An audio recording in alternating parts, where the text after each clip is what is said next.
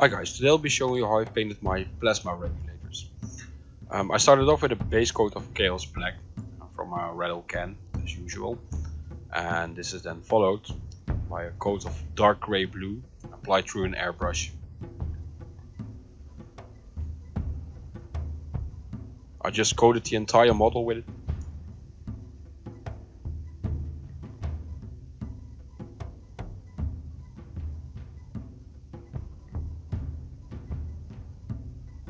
Once that layer is dry, I use pale blue grey and I apply a highlight to the entire model. And parts that I already know that are going to be metallic, I ignore. I try to stay on the outside of all the edges, leaving as much as a bit of a shading visible.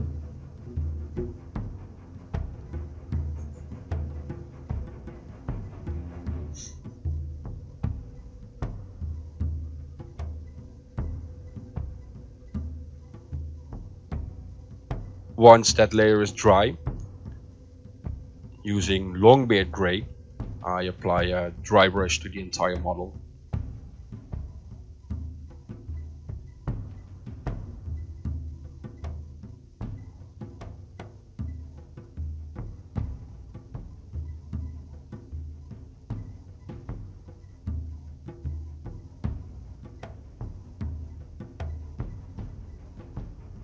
Next, using lead belcher, I block in all the metallic parts on the model.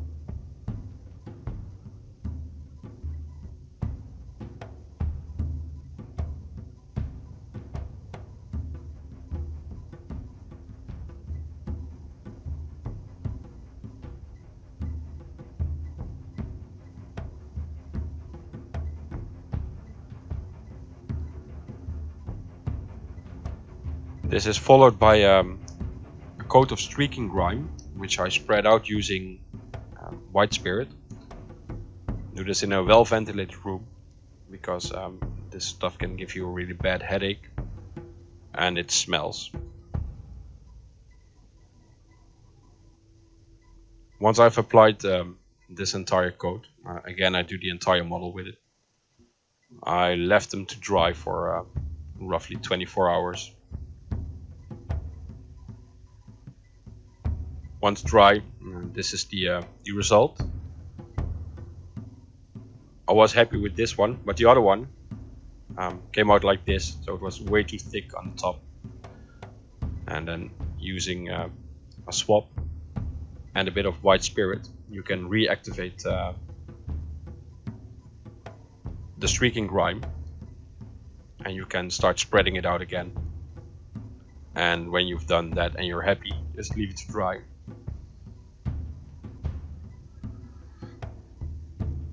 Using hammered copper, I then blocked in all the copper parts.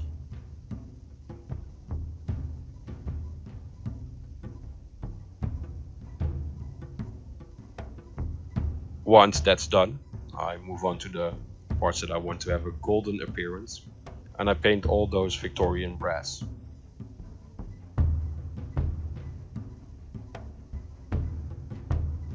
I don't go into that much of the detailing on terrain pieces because I want terrain needs to be mostly functional, and if it's looking good, it's good enough. I don't want them to distract from the actual models we're playing with.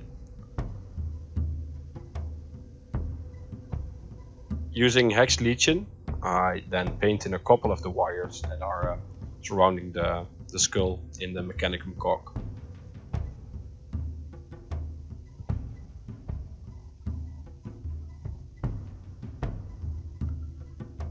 The remaining wires in the cogwheel are then painted with using Sherwood green, but you can use whatever color you like for this actually. I just picked two random colors. Once that's dry, I wash the inside of the cogwheel with non-oil.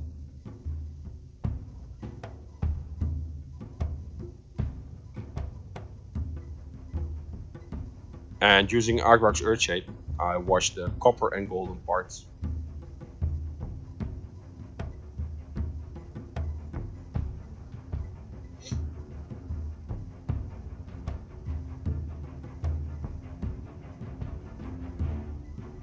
I went and made a footprint for the models, and this is foam board with cork glued on top of it, and I use earth texture, the black lava asphalt in this case, from Vallejo, and I fill the base in. I do this to protect the foam that holds the foam board together, and this dries up nice and hard, so you don't actually need to use a spray can to base coat these. I also always like to put a little bit of it on the actual scenery itself. It enhances the aged and weathered look of the scenery piece.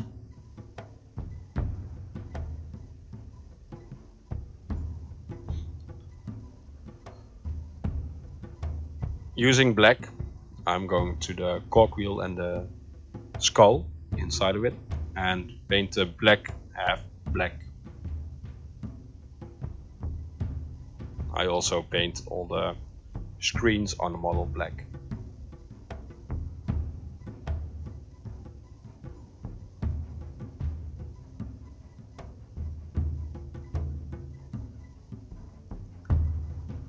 Then using silver, I paint all the outlines for the lenses in all the skulls using silver.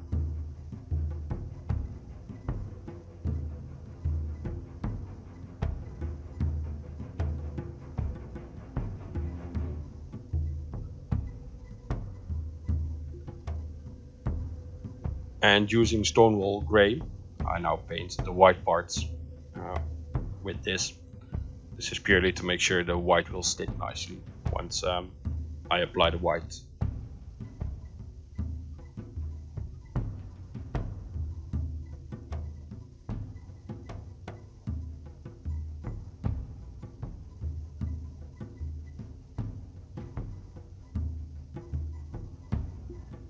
Using non-oil, I now wash the silver parts that I painted just before on the lenses and the wires.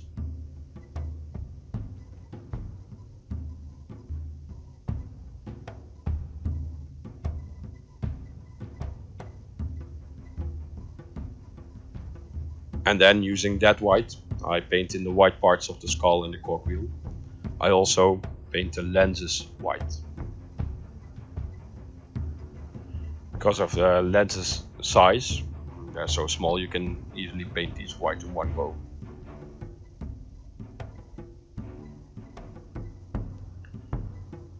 Using light red, I now glaze in the lenses. This paint is so thin that you don't really need to thin it down, but you can just thin it down with a little bit of water. And this gives the lenses an orange appearance. Then I paint in a little dot of white on the lenses. And then using Lamerte yellow, I wash the lenses with it. I put it on the lenses to give a little bit of a light effect. Then using turquoise through an airbrush, I'm going to paint the plasma coil.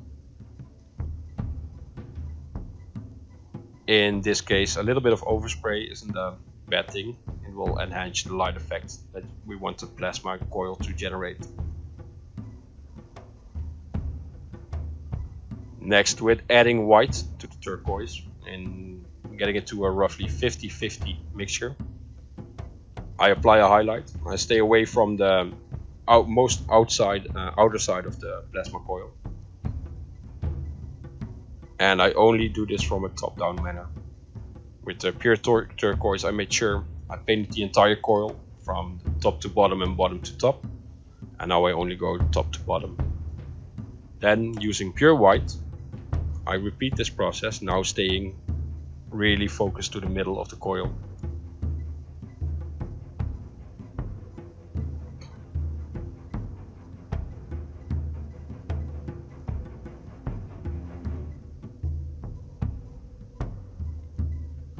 I also airbrush in the lamps on the model, and for this as well, it's not that bad if you go a little bit outside with the white.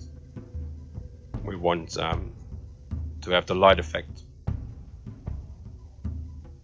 Using light red, I now softly paint in the lamps again. I do this really easy, slowly. Take my time for it, so it doesn't turn too orange in one go. I also make sure that I hit the white overspray with the orange.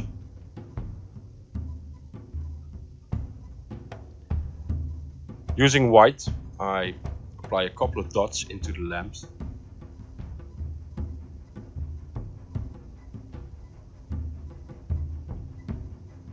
And after this, I glued the model to the base and I varnished the entire model. Then I applied some weathering powders to the base as well. And I applied the weathering powders before I do this final layer, so that there's no weathering powder accidentally dusting into this. Using clear orange from Tamiya, I then apply a coat of this to the lamps to make them shiny and give them a light appearance. So that basically finishes up the model. I applied some tufts and this is the end result. So I hope you liked this video, and please like, share and subscribe if you want to. Dislike if you dislike this video, but please leave a comment on what you dislike. Thanks for watching and see you next time, guys.